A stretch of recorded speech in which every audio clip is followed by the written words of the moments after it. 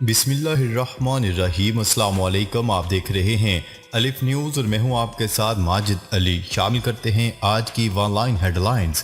اسرائیل کا شام کے دارالحکومت دمشق کے قریب فضائی حملے میں 9 افراد ہلاک ہو گئے۔ غیر ملکی خبرساں ایجنسی کی رپورٹ کے مطابق دمشق کے قریب کیے گئے اسرائیلی فضائی حملے میں ہلاک ہونے والے افراد میں 5 شامی فوجی بھی شامل ہیں۔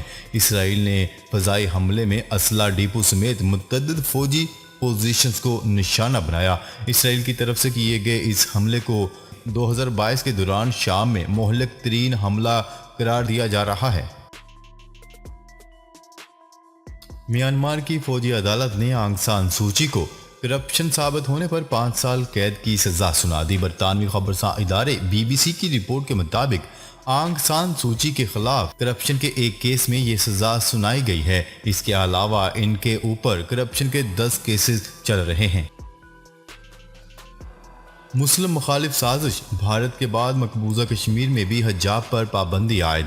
بھارت کے بعد مقبوضہ کشمیر کے اسکولوں میں بھی حجاب پر پابندی عائد کر دی گئی۔ کشمیر میڈیا سروس کی رپورٹ کے مطابق ضلع بارہمولہ کے ایک اسکول میں طالبات اور اساتذہ پر حجاب لینے پر پابندی عائد کر دی گئی، جس کا نوٹیفیکیشن بھی جاری کر دیا گیا۔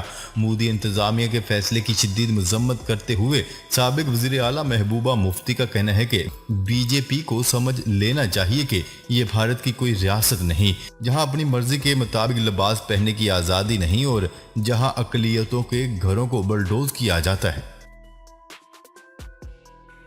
سابق امریکی صدر ڈونلڈ ٹرمپ کی سوشل میڈیا ایپ نے ٹویٹر اور ٹک ٹاک کو بھی پیچھے چھوڑ دیا۔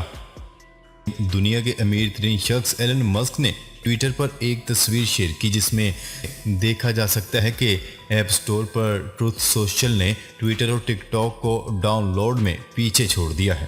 خیال ہے کہ ایک برس قبل ڈونلڈ ٹرمپ پر تمام بڑے سوشل میڈیا پلیٹ فارمز کی جانب سے پابندی عائد کی گئی تھی، تو سابق امریکی صدر نے اپنا سوشل میڈیا پلیٹ فارم شروع کرنے کا فیصلہ کیا تھا۔ ڈونلڈ ٹرمپ نے ٹروتھ سوشل کے نام سے ایک ایپلیکیشن متعارف کروائی تھی۔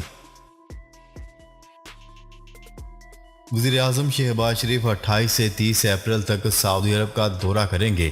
ترجمان دفتر خارجہ کا کہنا ہے کہ وزیر اعظم سعودی ولی عہد شہزادہ محمد بن سلمان کی دعوت پر دورہ کر رہے ہیں۔ رواں کے اوائل میں عہدہ سنبھالنے کے بعد وزیر اعظم کا یہ پہلا بیرون ملک کا دورہ ہوگا۔ ترجمان دفتر خارجہ کے مطابق وزیر اعظم کے ہمراہ کابینہ کے اہم ارکان سمیت اعلیٰ سطح کا وفد بھی ہوگا۔ دورے کے دوران وزیر اعظم سعودی قیادت کے ساتھ دو طرفہ بات چیت کریں گے۔ ان کا کہنا تھا کہ وزیر اعظم کے دورہ سعودی عرب سے مختلف شعبوں میں دو طرفہ تعاون کو مزید بڑھائے گا۔ دورے سے دو طرفہ بڑھتی ہوئی شراکت داری کو مزید تقویت ملے گی۔ شہباز شریف کی بل گیٹس سے گفتگو، شراکت داری کو مزید مستحکم بنانے کے عزم کا اعادہ۔ نیوز رپورٹ کے مطابق پاکستان مسلم لیگ نون کے مرکزی صدر میاں شہباز شریف نے یہ بات شریک chairman Bill and Melinda foundation Bill Gates سے ٹیلی فونک گفتگو کے دوران کہی۔ ٹیلی فونک بات چیت کے دوران پاکستان میں فاؤنڈیشن کے صحت و سماجی شعبے میں جاری منصوبوں سے متعلق بات چیت کی گئی اور انسداد پولیو ویکسینیشن سے متعلق امور پر تبادلہ خیال کیا۔ وزیر اعظم شہباز شریف نے بل اینڈ میلنڈا فاؤنڈیشن کے ساتھ شراکت داری کو مزید مستحکم بنانے کے عزم کا اعادہ کیا۔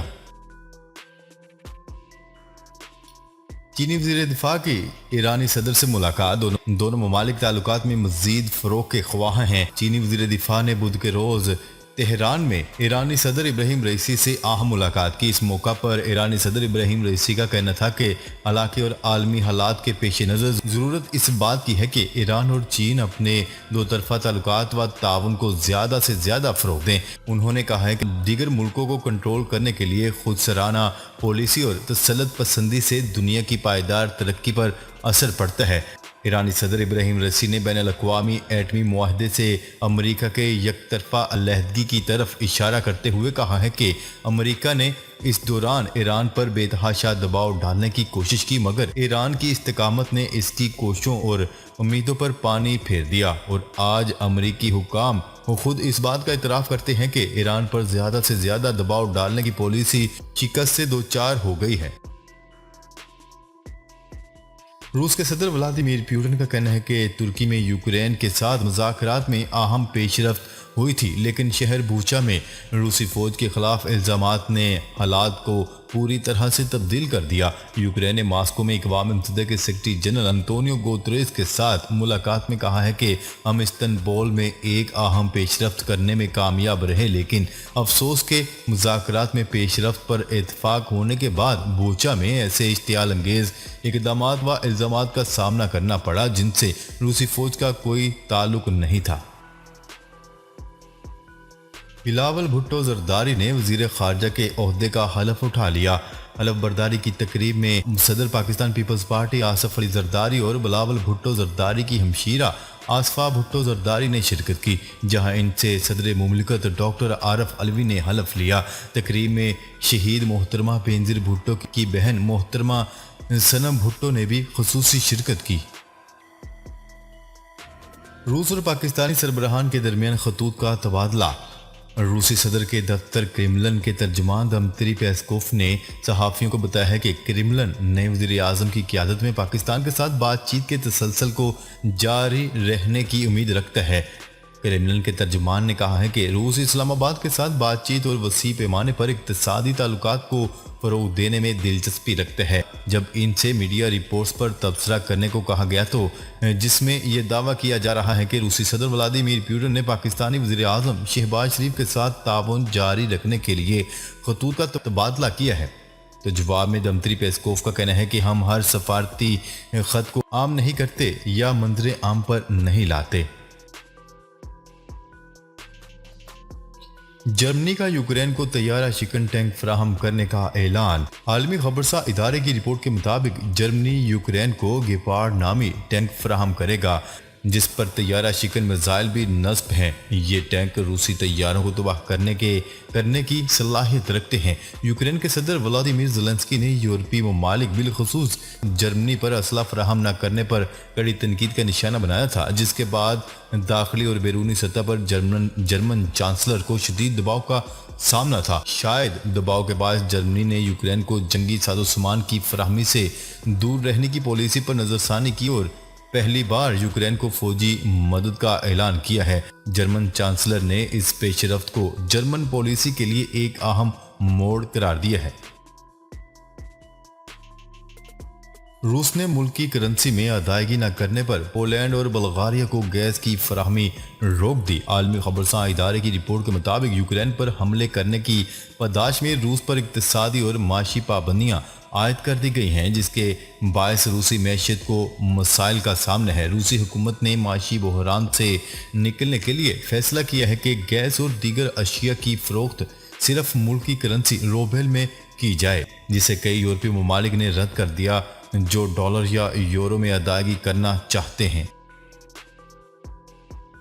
اقوام متحدہ کے سربراہ انطونیو گوتریس نے روس میں صدر ولادیمیر پوٹن سے ملاقات کی، جس کے دوران یوکرین میں شہریوں کے محفوظ انخلاء پر بات چیت کی گئی۔ عالمی خبرساں ادارے کی رپورٹ کے مطابق اقوام متحدہ کے سیکرٹری جنرل انطونیو گوتریس روس کے دورے پر پہنچے، جہاں انہوں نے پہلے روسی وزیر خارجہ سرگئی لاروف سے ملاقات کی، جس کے بعد روسی صدر ولادیمیر پوٹن سے بھی 1 گھنٹے تک یوکرین جنگ پر بات چیت کی گئی۔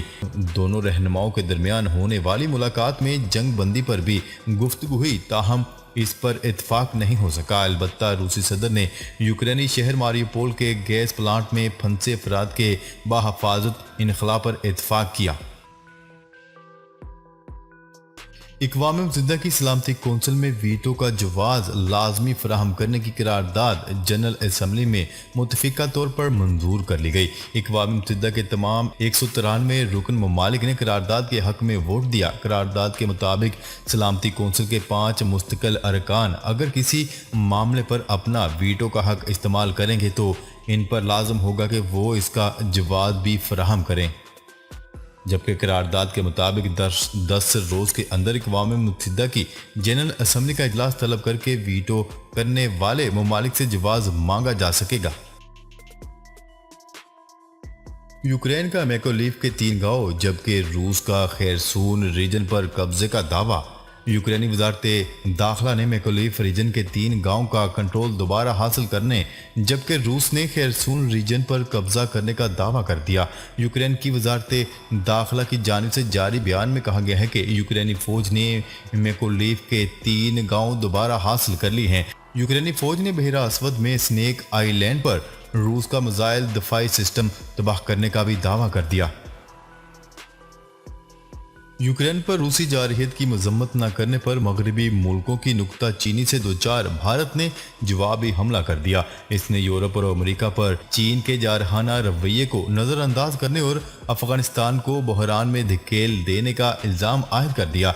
भारतीय वज़ीर ख़ारजा एस जे शंकर ने वफाकी दारुल हुकूमत दिल्ली में जारी रायसीना डायलॉग में यूरोपीय कमीशन की सरबराह लक्समबर्ग के वज़ीर आज़म और दीगर यूरोपीय रहनुमाओं की जानिब से यूक्रेन पर रूसी फौजी हमले के हवाले से भारत के मौक़िफ़ के तनाज़ुर में किए गए सवालात का मंगल के रोज़ सख्त जवाब दिया। मुत्तहिदा अरब अमीरात में नए करेंसी नोट जारी। मुत्तहिदा अरब अमीरात में जदीद खुसूसियात से आरास्ता 5 और 10 दिरहम के नए पॉलीमर करेंसी नोटों का इजरा हो गया। सेंट्रल बैंक ऑफ यूएई की जानिब से जारी करदा 5 और 10 दिरहम की मालियत के नए करेंसी नोट पॉलीमर से बने हैं, जो रवायती सूती कागज के बैंक नोटों के मुकाबले में ज्यादा पायदार और देर पर हैं। इन नए नोटों को रवां हफ्ते मार्केट में लाया जाएगा। नाजरीन, अब तक के लिए इतना ही। मजीद खबरें लेकर बहुत जल्द आपकी खिदमत में हाजिर होंगे। तब तक के लिए अपना ख्याल रखिएगा। अल्लाह निगहबान।